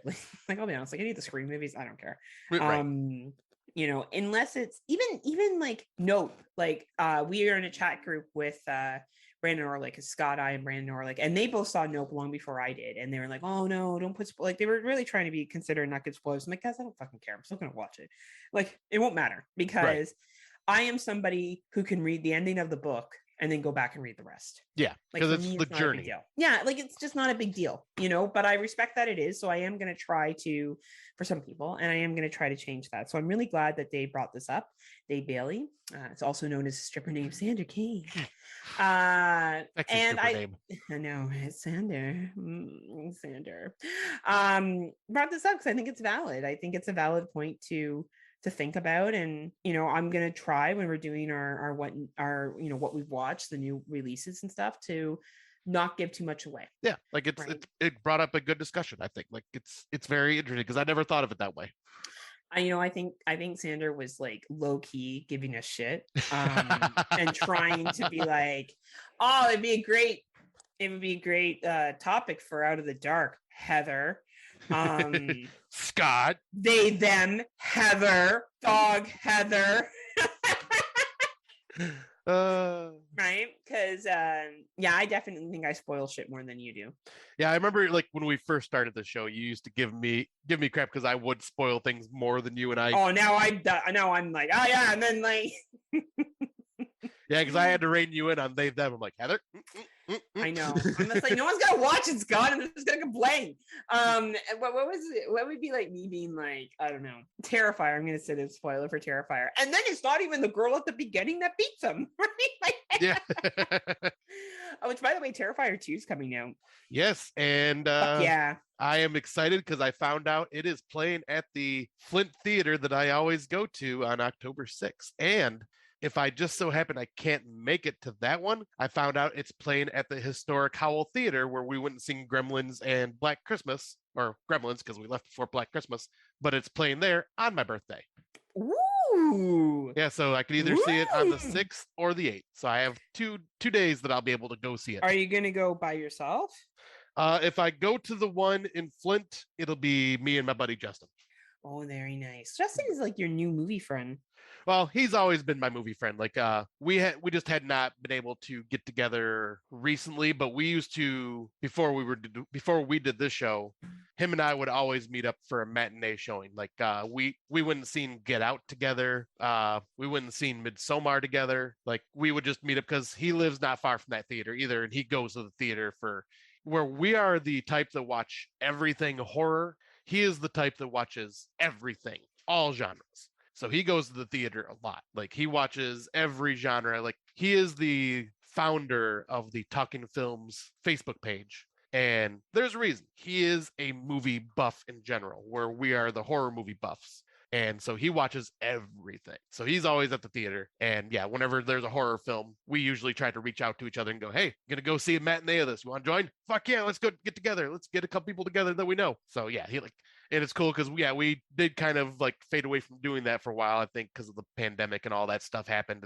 And now we are reconnecting and doing that more often again. It's nice. You guys can do that together and have a movie watcher. Yeah, exactly. I have some. Does he also eat a lot of popcorn? Yeah, he does. Nice. I love it. I respect the game. Yeah, like I had a giant bucket of popcorn last night, and I will be going back to the theater today to see Pearl with Justin. I will probably not get popcorn because I'm a bit popcorned out because I ate a huge bucket of popcorn last night. So I think I'll probably switch to like candy or something for today. No, you're sweet enough as it is, Scott. Oh, you. Oh, you. Pshaw. Well, thank you everyone for joining us as always. We are proud members of the Legion Podcast Network. On this network, you can find a variety of different shows. You just can search them in your wherever you listen to podcasts. They also have a Patreon feed. On the Patreon feed, they have early release shows, giveaways. I know they're giving away codes every month. So being part of Patreon for $3 a month is a great deal. And if you're not a member of Patreon yet, Scotty just wants to know, what are you waiting for? What are you waiting for? What are you waiting for? What are you waiting for? Join today. Thank you, as always, for listening. And thank you to Dave Bailey, Sandra Kane, for not just only your movie suggestions, but for a great suggestion for our Out of the Dark topic. Thank you, my friend. It definitely challenged my perspectives of how I present movies.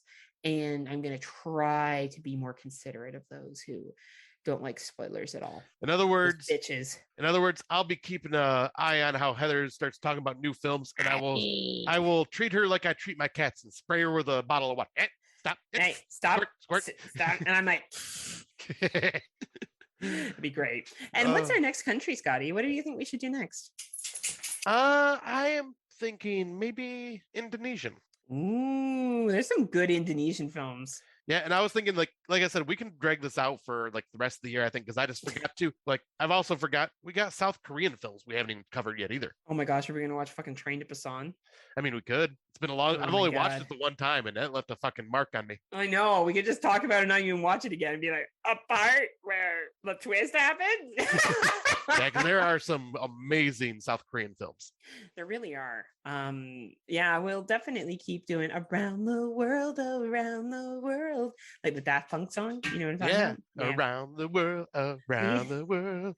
Scotty's getting down. I'm excited now because when we do finally cap off our like around the world stuff with stuff from your province and my state, I can now add Barbarian to the list of movies filmed in Detroit that we could possibly talk about if you've seen it. I would love to. I'll definitely watch it, despite what Dave thinks that I won't like it. I don't care what you think, Dave. It's gonna be my number one fucking movie of the year. Already called it. Ooh, snap. Barbarian, number one movie of the year, Dave. Number I honestly don't think it will one. be your number one. You're gonna like it, but I Doesn't don't think matter. Number one movie of the year, Dave. this is a Scotty film right here for sure. Well, it's a Heather film too. Hey, my name's Scott and Dave. We're best friends. We're gonna make necklaces together. Scott choked on his water. Oh, that's great. Maybe if I was Tim Davis is like, well, maybe if you weren't such a bitch, Heather, maybe more people would like you. You rude bitch. Oh, I love the dynamic we all have. Though so we're in this group chat. God, Scott's the funniest shit. So I added Rob Humphreys to this group chat, who's also an excellent podcaster. I've shouted out Former champion of the Hungy Belt. Wow. Oh, wow. Oh my. And like Rob said something and Scott was like, show me on my body where you were touched or something like that. And I haven't been able to stop thinking about that. That was really fucking funny, Scott. I can be clever and witty sometimes. Show me on my body where you were touched. That was good. That was really good. You're a textrovert. Yes. You know, you are a textrovert. In person, you're like, oh, but in text, Yeah, exactly. you're like fucking fire. You can say the funniest shit ever. It's amazing. What else was I gonna say to you? I was gonna say something else about like, oh, are you okay? So there will be a little bit of a delay in our recording because I am away for work in 2 weeks. Oh yes, and that is also when I will be on vacation, I believe. So you're away as well, right? I possibly. Okay. So Scott and I will talk off air, but more than likely there will probably be a couple of extra weeks between our episodes, depending what Scott's doing and what I'm doing and when we can kind of connect to record again. Right. So you may not hear from us until a month from now. This will come out September 23rd.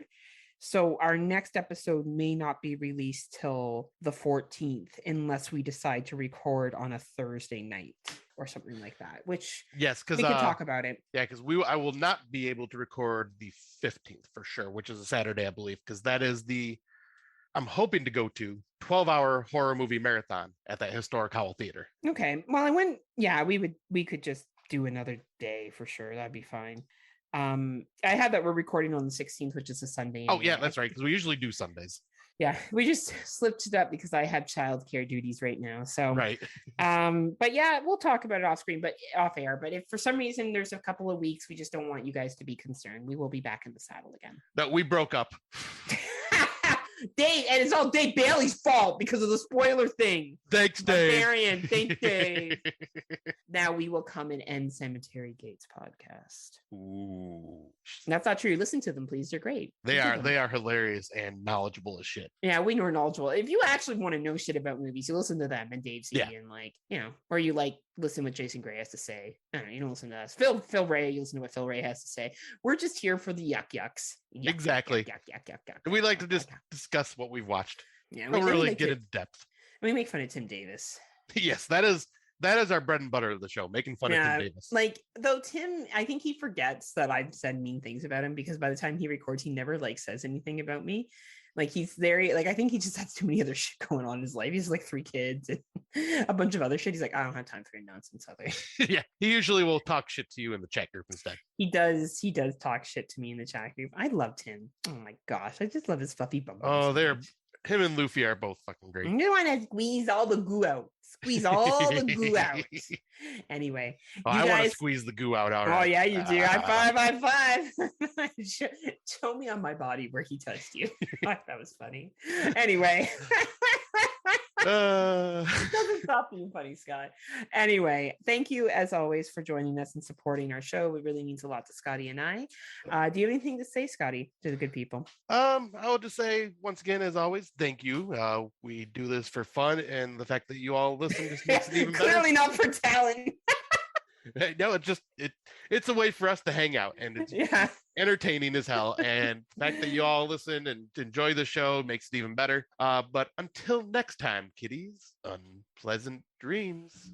See ya.